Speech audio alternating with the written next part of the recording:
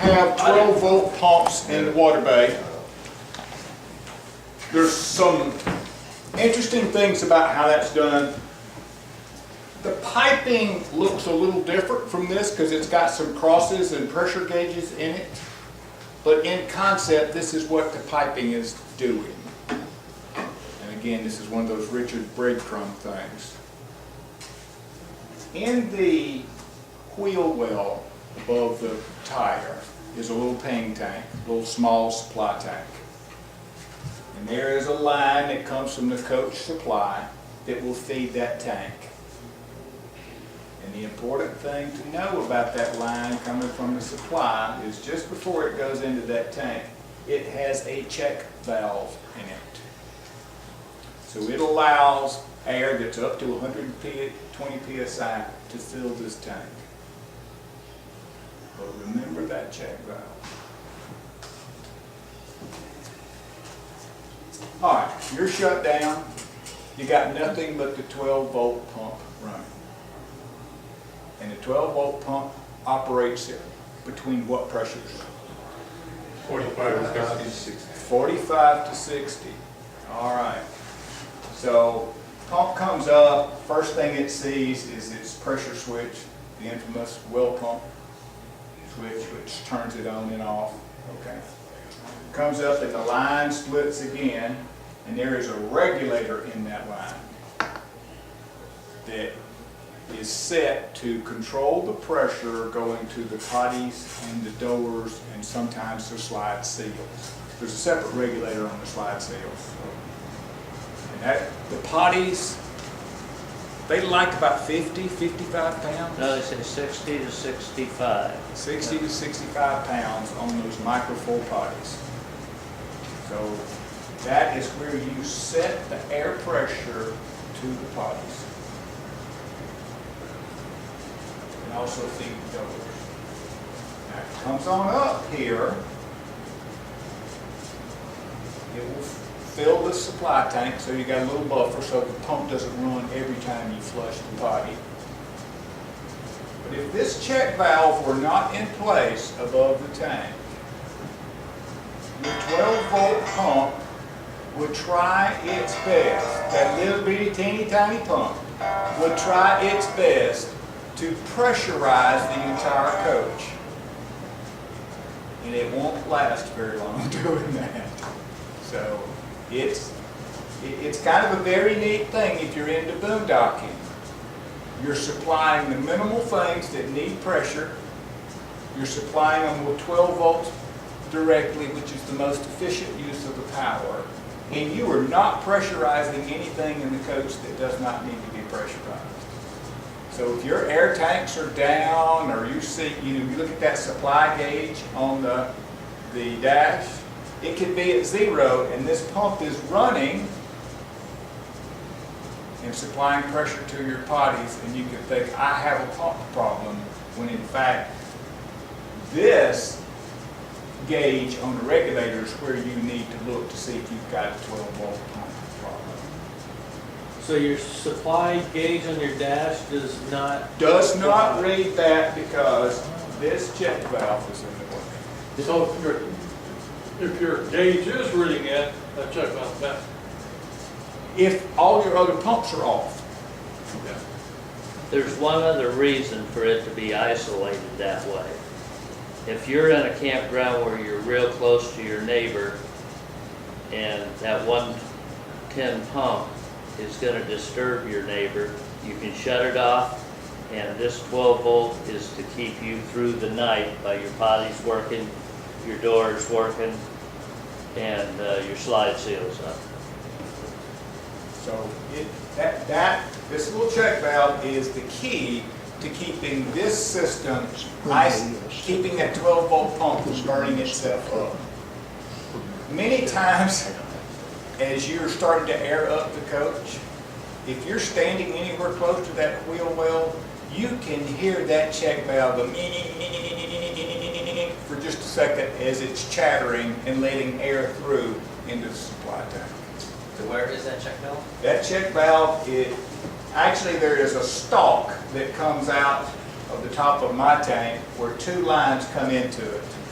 The line coming from the supply side has, the check valve will be about 1.25 inches long. It's just a little brass thing. I'll show you a check valve in a minute, how you can look at them. That check valves always have an arrow on them, showing you which direction the air will flow.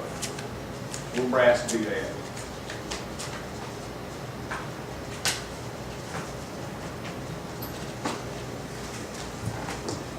Any questions about that? What's in that water bag?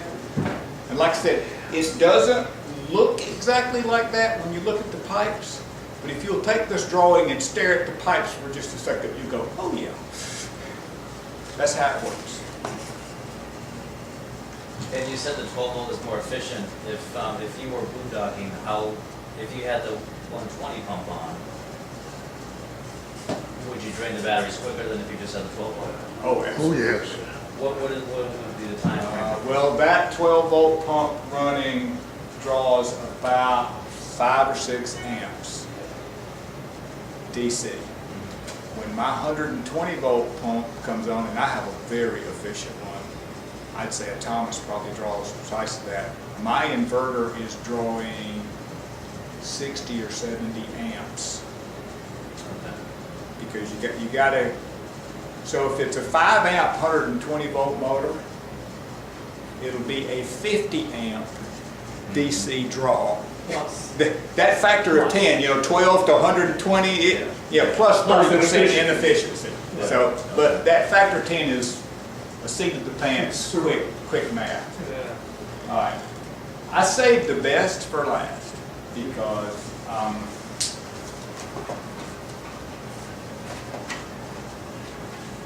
you might find it hard to believe, but my cell phone rings from time to time, and every once in a while I actually answer it.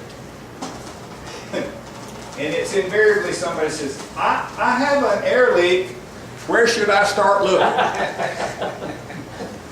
And then they have to hear this complimenting story about the Boy Scouts. Any of you in Scouts? Because if you were, you had to hear this story. But this fella, one evening, is walking home, and he walks up on 2 scouts who are down on their hands and knees underneath the street lamp, crawling around. And he says, what you boys doing? We're looking for some money we lost. He said, well, let me help you. So he looks, and he looks for a while, and they're just not having any luck. And so while he's talking to the boys, he said, well, we've searched a pretty wide area here under this lamp. He said, do you remember exactly where you were when you lost it? And one of the kids said, oh, yeah. And he says, well, where was that? And he says, oh, that was up there on that other corner. And the fellow says, well, why are we looking down here? And the boy says, because we can see better down here. People looking for air leaks, and this is my prelude to you tomorrow. They want to go for the easy, quick kill, and there's not one. We can hope. We can hope. But I am going to show you one that is recurrent and common. So, in most of the systems I've seen that Newell installs on a 120 volt auxiliary compressor, they use a setup that looks something like this.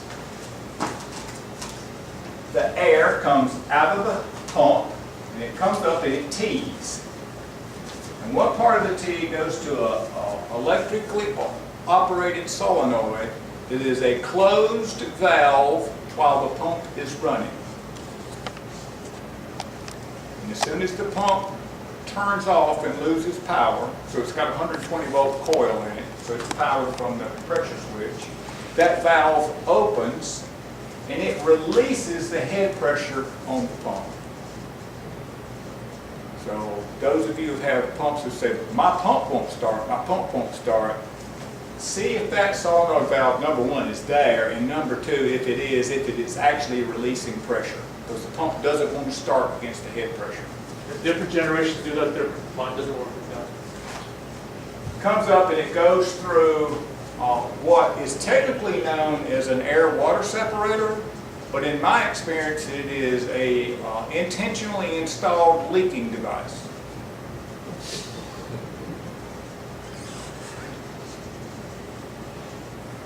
You won't find any on my coach.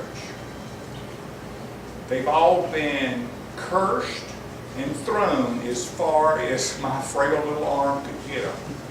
Because the bowls are made out of polycarbonate and they all crack eventually. After I replaced the same one the third time, I thought, you know, it's pretty dumb. Engineer's definition of insanity, doing the same thing over and over again but expecting a different outcome. All right. After that, there will be a check valve. Because again, you're pumping into the supply of the coach. If you don't prevent that pressure from going back here, one of two things will happen. If there is a solenoid valve, it'll all run out that hole when you open the solenoid valve. Or if there's not a solenoid valve, you will keep whatever supply pressure as head pressure on the pump.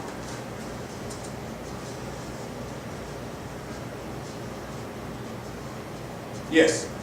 I get occasionally where my 120 volt pump won't start, so I'm getting an occasional head pressure, I'm guessing. And I haven't figured out where in there it's most likely to happen. Is it the solenoid or the check valve? Or you could have a different setup. I'm just telling you, this is generally what I see. I think that's what I have. And a lot of the coaches that have this, it's hard to see all this stuff. It's usually in the bay with the generator blower. And also, those coaches tend to have a second supply tank in that bay. My logic is, if you've got a supply tank in that bay, which will act as a great place for water to condense, is put yourself a convenient drain on that tank and throw that away. All right, while we're in here, there's one thing I need to draw for you that will whip your butt in the wrong application. Those of you who have, I do not know about Valid, but those of you who have HWH leveling systems, there is a second electrical box in that powers this pump that gets a signal from the HWH leveling system when it is in auto level. And it closes anytime the auto level calls for air. It closes this switch and turns the 120 volt pump on. It bypasses the pressure switches. Now in those systems, Newell installed a relief valve because a Thomas compressor, a new one, is capable of somewhere between 150 and 170 pounds, generating that much pressure. The HWH system is doing what when it's in auto level and calling for air? And how's it doing that? Change the pressure in It's their bags. putting air into the airbags. And it's capable of 170 pounds. Anybody know what an airbag's rated for? 125. It will explode an airbag. It does sound like a cannon shot. And the coach will fall to the ground in a nanosecond. I know this to be the gospel truth.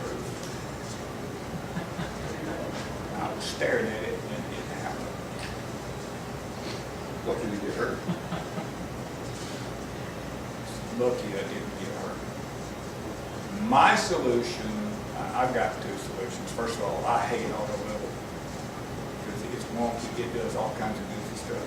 I never use it. But I unwired this box. I do not let my HWH system turn that pump on or off. I don't think you need to do that, but if you have HWH leveling, you need to be aware that there is a watch out when you're in auto level.